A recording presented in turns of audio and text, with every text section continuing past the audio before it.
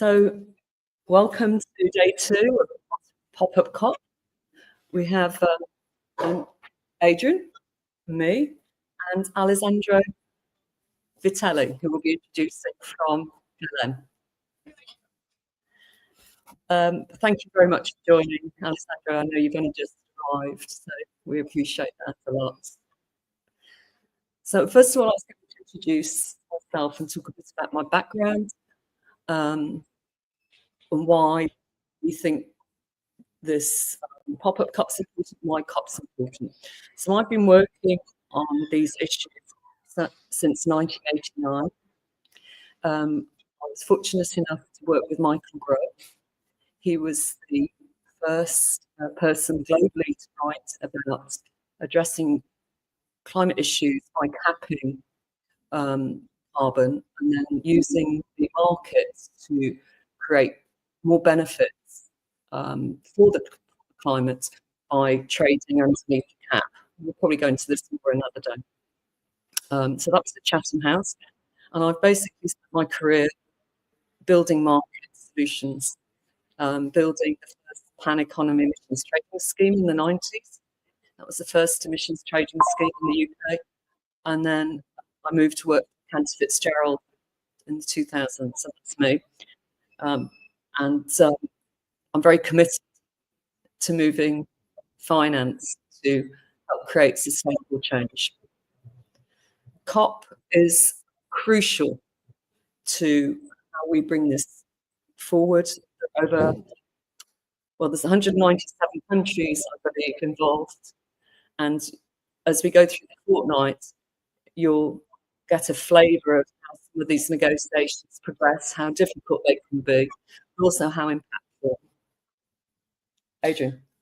I'm Adrian River. I'm part of the Sustainable Finance team at London Stock Exchange Group, and I've been involved not quite as long as in particular, but certainly for 20 years now. And I agree with her, the COP process is a really important catalyst for action, both between governments and increasingly the private sector. And that's one of the reasons that we thought, when we came up with this idea of creating a pop-up COP, that it would be helpful for people to understand the process of what's taking place each day during the conference, and really sort of bring it closer to people, both within the sectors that we're working in finance, but also more broadly outside of that in education as well.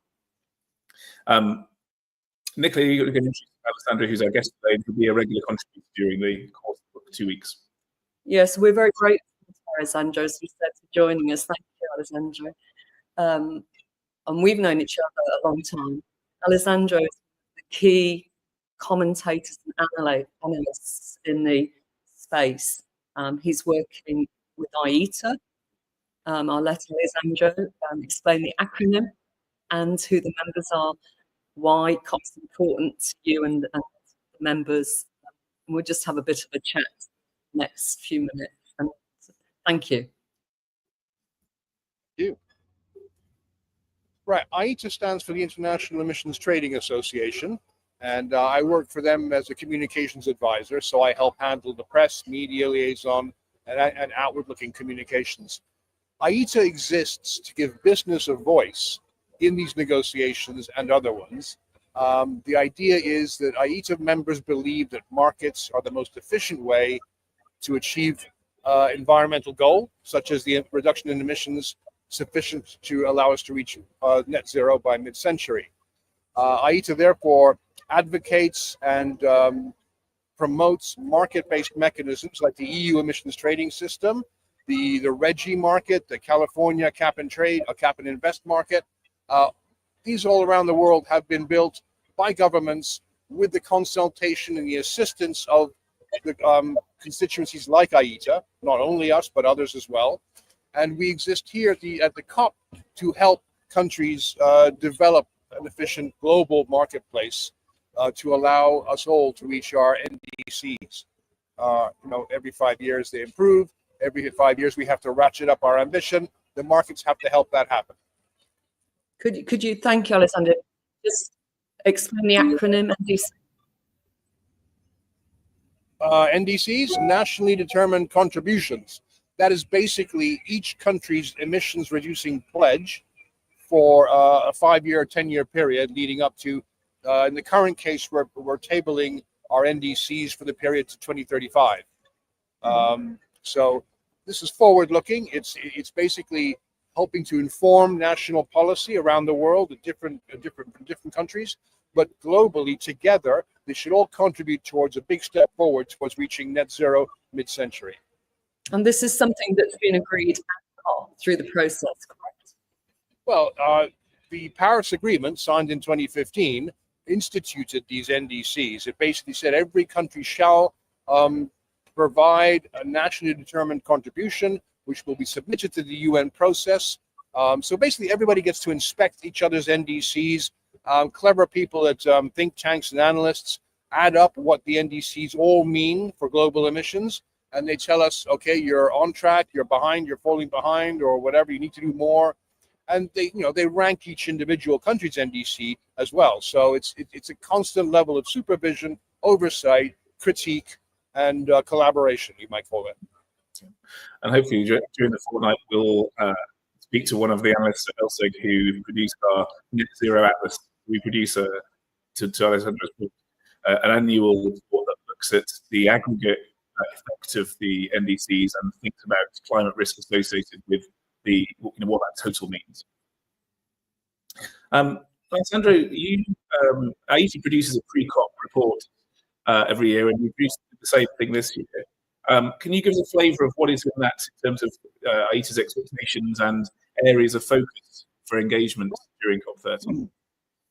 Sure. As I said before, AITA focuses on market mechanisms to achieve climate goals. So in the Paris Agreement from 2015, market mechanisms are encompassed in what's known as Article 6 of the Paris Agreement.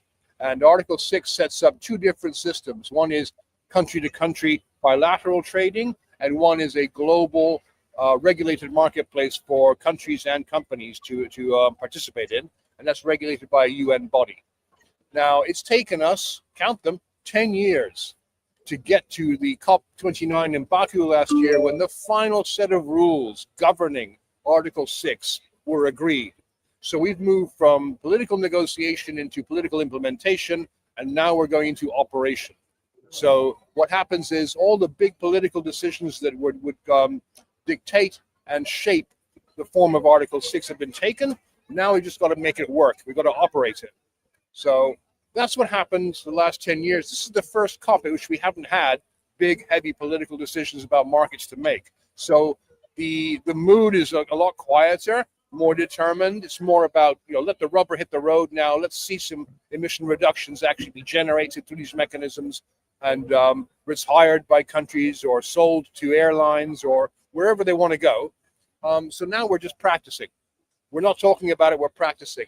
What happens is now at these COPs is that the decisions of the regulating body for the global carbon market have to be ratified at COP. So a report is produced every year. It comes to COP, they consider it, they debate it, they discuss it, they go, fix that, change that, amend that, improve that, and then we'll go, yes, we agree. So it's kind of like taking your homework to the teacher. That's what's happening here. That's what's happening here at COP. So Article 6 and carbon markets are not in the negotiations, but they are in the subsidiary bodies which report to the COP. They're being examined and discussed. In fact, this afternoon, later on today, there will be a meeting of the contact groups to discuss the report of the subsidiary body, supervisory body of the Paris Agreement crediting mechanism, which is the global marketplace. That report is being discussed later on this afternoon. So then it'll get taken up by countries and it'll get approved by COP. Could you explain a little of these supervisory bodies or how they fit into the COP for people? We're trying to bring people in, make a bit more transparency around this. Well, if we consider that the COP is the voice of God, and he said there shall be a carbon market, and it didn't just spring into place. It had to be regulated into place. The countries built the regulations. They also said there shall be a supervisory body to operate the Paris Agreement crediting mechanism. So this supervisory body is made up of 20 or so individuals who meet, who then appoint advisors and expert panels to assist them in operating the Paris Agreement crediting mechanism. Those meetings happen all year long. There's a methodology panel, there's a measurement panel, there's all sorts of panels, panels to approve people to operate in the mechanism. It's very heavily regulated. They all do their work. That is all encompassed in this report that comes to COP at the end of the year with subheadings and chapters and whatever, and that all gets discussed, debated, and approved. So this subsidiary body, in the COP process. It happens as part of the COP process. The report from the supervisory body comes to COP. It is taken away, inspected, sniffed, tasted, approved or not, and then it goes to COP for the stamp of approval. But on the way, in these 2 weeks, the discussions may say, we'd like the supervisory body to take this particular thing back, not approved, but go and fix it, make it better, and send it back to us next year. It's not quite see me after class. It's do this again and come back next year. So it's very much a gradual, deliberative, very much ticking boxes process. Wonderful. No, that's really helpful, insightful. We also said with this process, with this pop-up COP, we would get a feeling from what the vibe is on the ground. You're there, you arrived very recently. Give us a sense of just what it's like to be there in the blue zone and what the general sentiment is that you've seen so far. I'm always amazed at the fact that I'm walking around a hall where there are people from 190 something countries. It's just like you just reach out and hit somebody and you think, where are you from? And then they're from another country and whatever. You see national dresses. You see people from the Pacific Islands in their national dress. You've seen this. You see people walking around in robes from the Middle East. It's wonderful. It's inspiring as a phenomenon, as an event. Then you think about what they're all trying to do, and we're all pulling in the same direction here. That's wonderful too. That's even more inspiring, that everyone is not just here from 190 something countries, but they're all pulling in the same direction. That is truly outstanding. I think this is something. Sorry, I was just going to say it's something that doesn't often get conveyed in the press. The complexity of it, but also the hope and inspiration. It's very difficult. There's so many countries, different economies, ways of working, ways of living, but we're all concerned about how are we going to continue doing this together as humanity. No, it's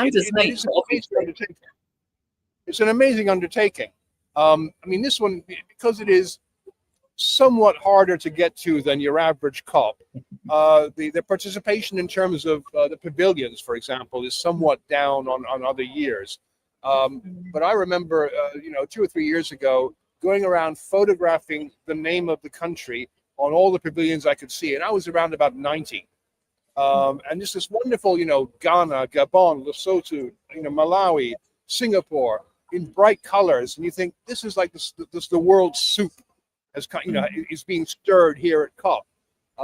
That's wonderful. That's really inspirational, and I think that the fact that we're all here, this is day 2. It's kind of day 1 really, but it's day 2.